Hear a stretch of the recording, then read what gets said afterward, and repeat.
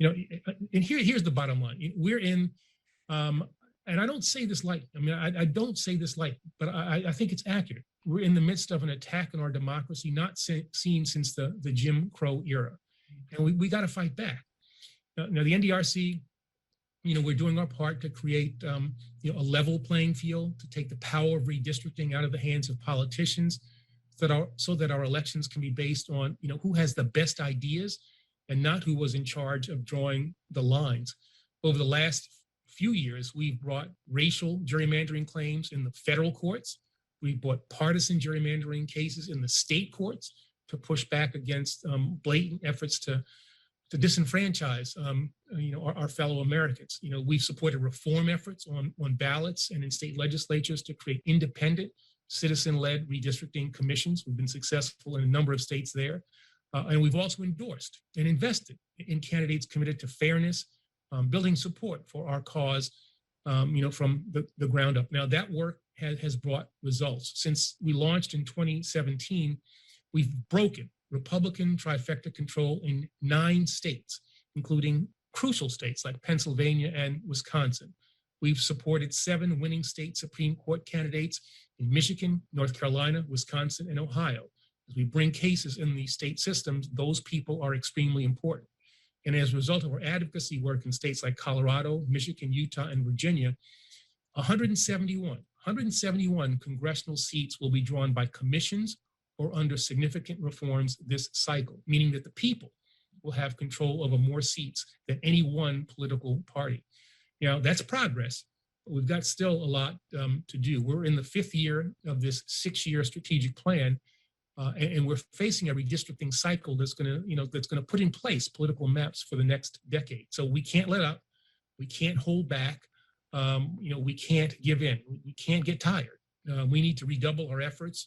We have to recommit ourselves to the principles that we laid out, or that are laid out in the For the People Act, reducing voter suppression, outlawing partisan gerrymandering. It's very significant. That bill outlaws partisan gerrymandering.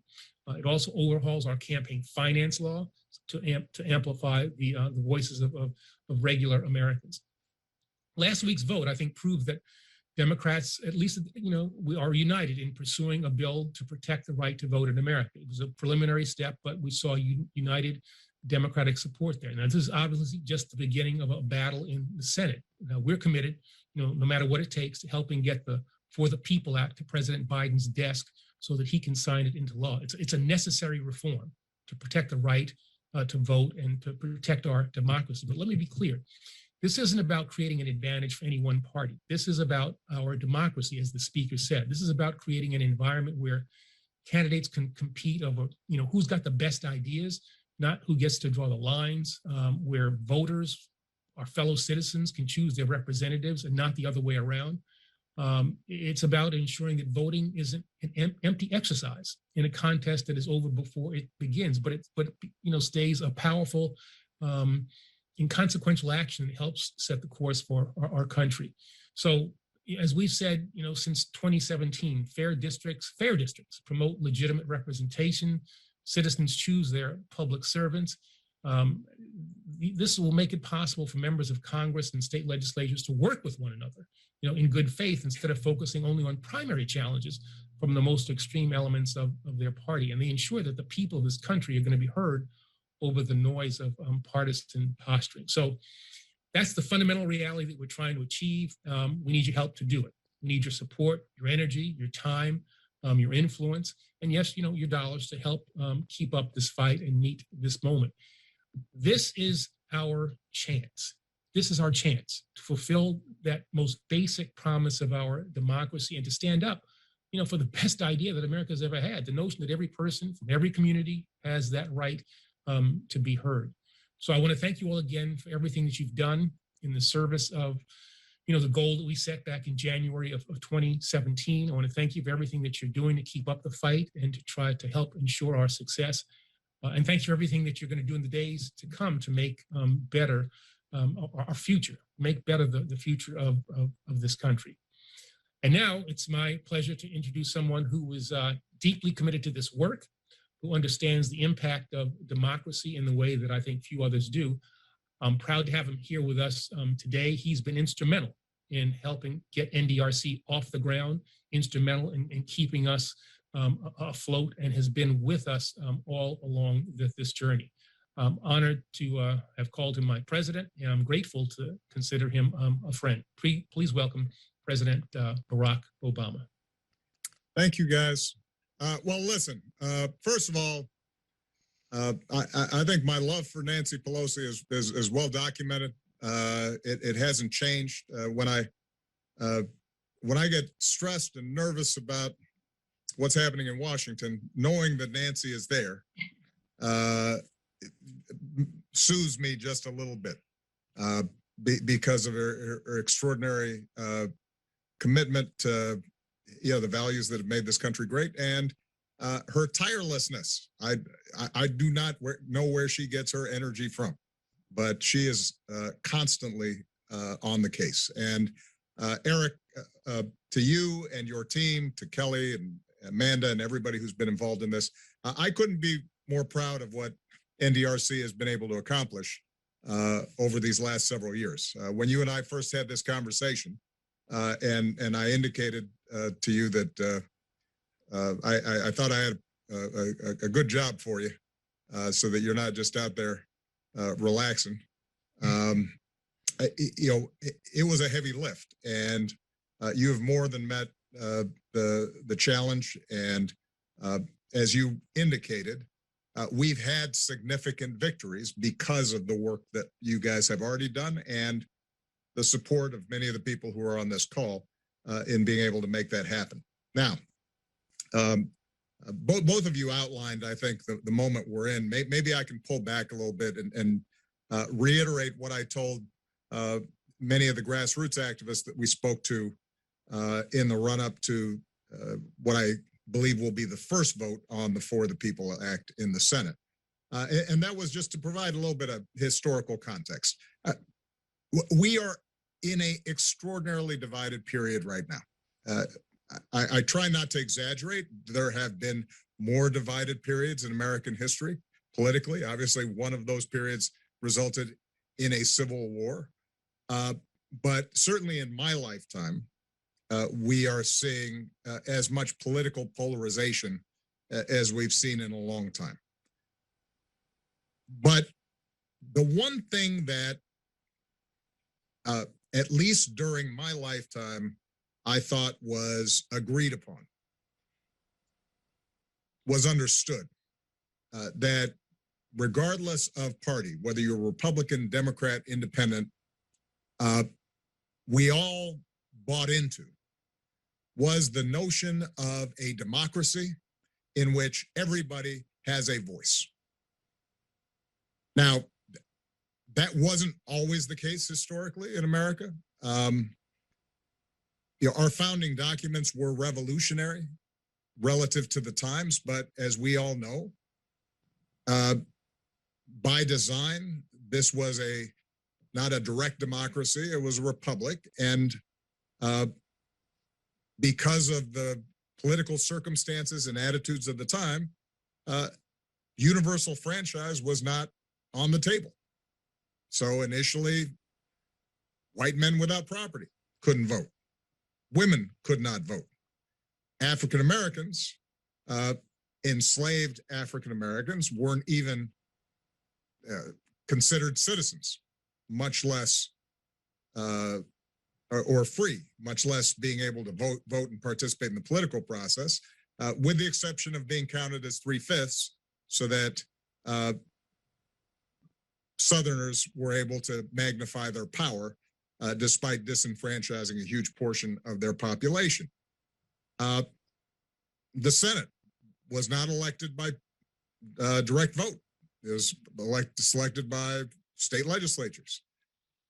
And what we saw then over several hundred years, a couple of hundred years, was a slow, steady battle led by abolitionists and suffragists and union leaders and ordinary folks and attorneys to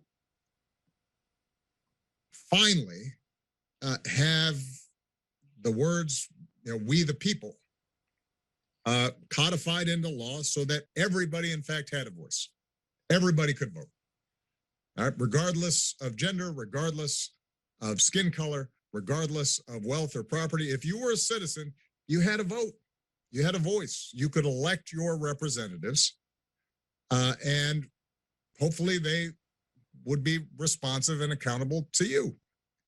And that was at the core of what we meant when we talked about American exceptionalism. That was why we were the leaders of the free world, in contrast to the totalitarianism or authoritarianism of other countries. This is what gave us moral standing after World War II, to be able to lead the project of creating democracy and a free and liberal order around the world. And by the way, when I say liberal, I don't mean liberal in the sense of left. I mean rule of law, an independent judiciary, a free press, freedom of religion.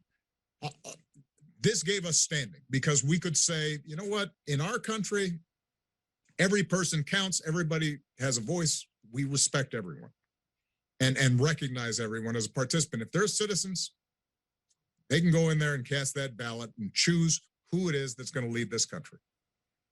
And that was not a Democratic idea. That was a Democratic and Republican and independent idea. And by the way, during part of our lifetime, sometimes it was some Democrats who were segregationists, who were the ones who wanted to perpetuate restrictions on the vote. And sometimes Republicans were on the right side of that issue.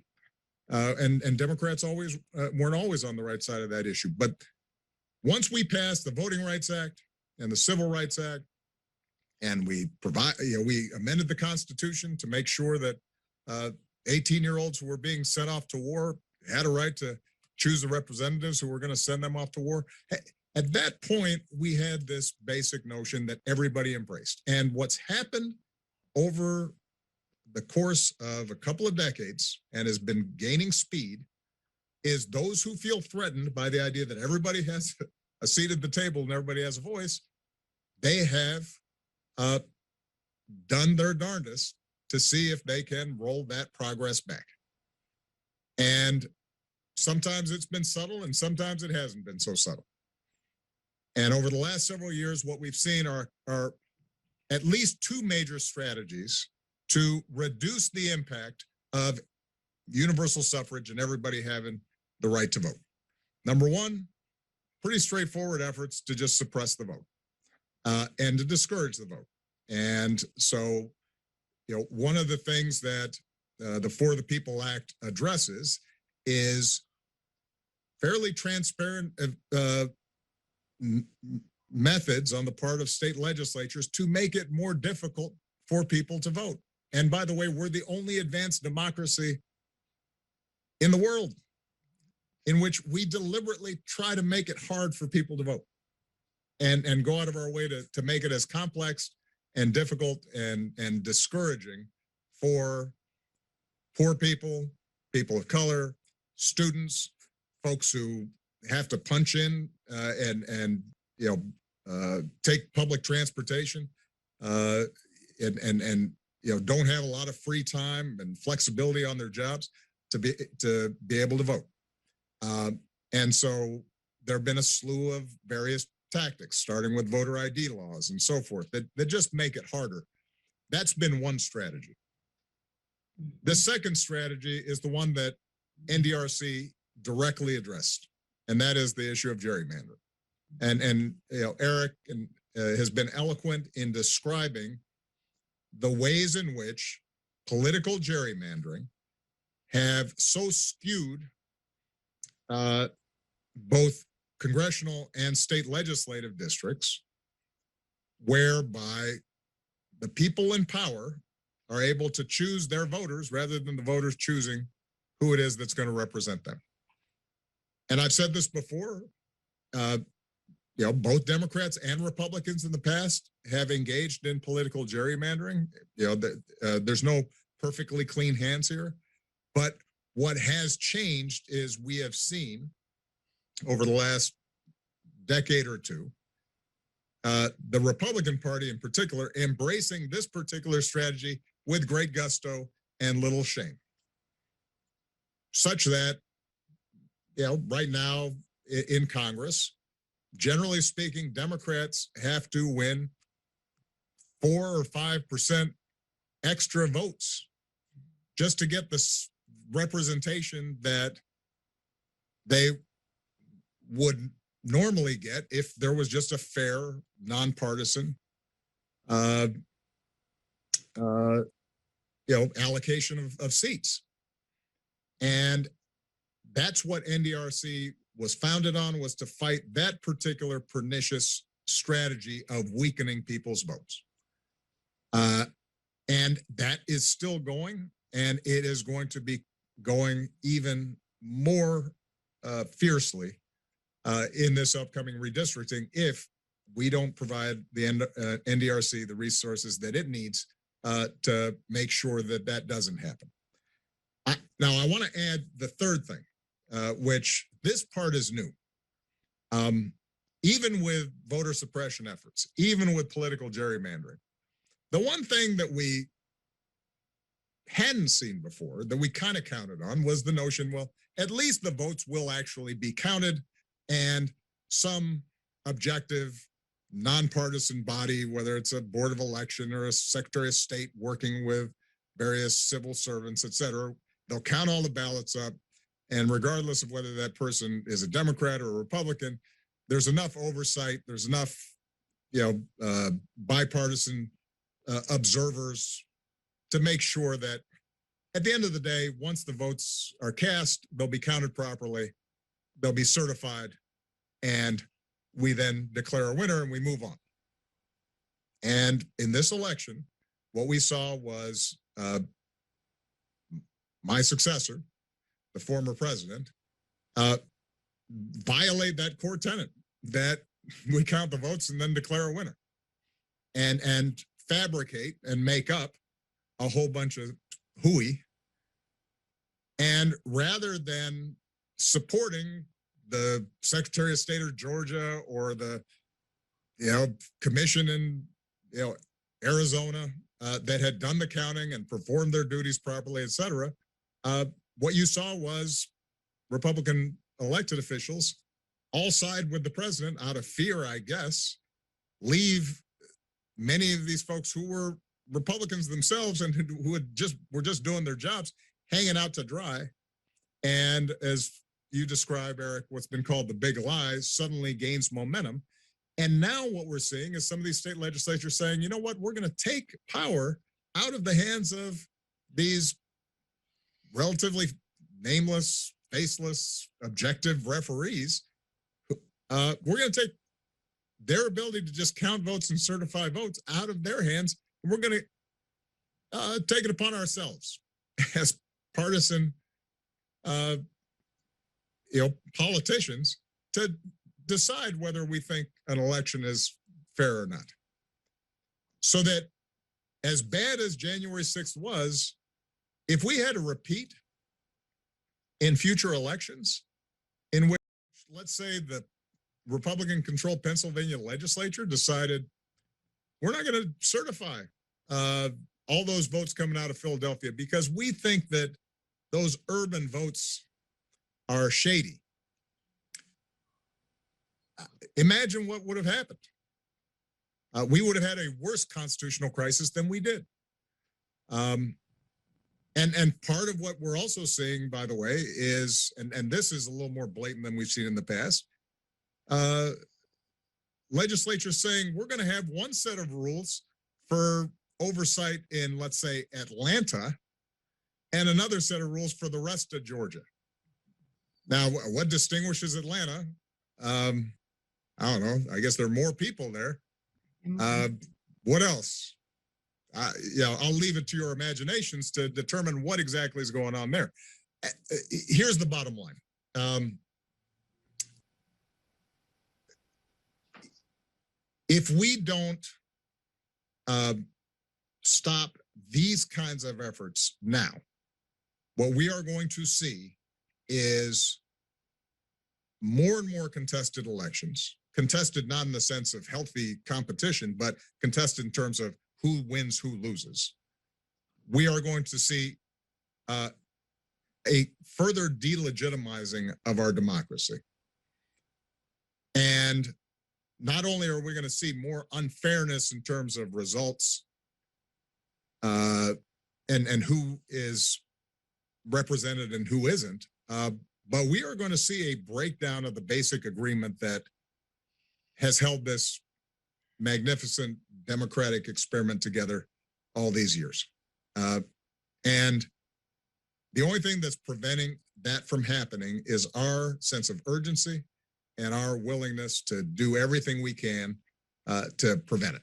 And that is going to require resources. That's going to require people paying attention. It's going to require public education. It's going to require us speaking out. I have every confidence that Nancy, working in conjunction with Chuck Schumer and Joe Biden and the others, and including people like Joe Manchin, are going to figure out a way in which there is an up and down vote on the For the People Act. But that's only going to happen if we create an environment in which everybody knows what the stakes are. And that's why support for NDRC is so absolutely vital. As I argued before the vote on Senate Bill 1 as amended by Joe Manchin, I didn't think that was a particularly shouldn't have been a particularly controversial bill. It was one in which Joe Manchin went out of his way to try to find compromise with Republicans. I think it is entirely appropriate for Republicans to say that we want to scrutinize every aspect of this bill. We have our own proposals to make sure that elections are fair. We're not going to just trust that the Democrats have our interests at heart in this. I think that's entirely appropriate. What you can't do, what the Republicans can't with a straight face claim, is that after we saw January 6th, after you justified what culminated in January 6th by suggesting that, our voters don't feel like this vote is legitimate and we think there are all these questions that have to be answered and we're suspicious, et cetera. Well, you can't then say, all right, well, let's do something about it. And then they say, no, we don't want to talk anything about that. That can't be right.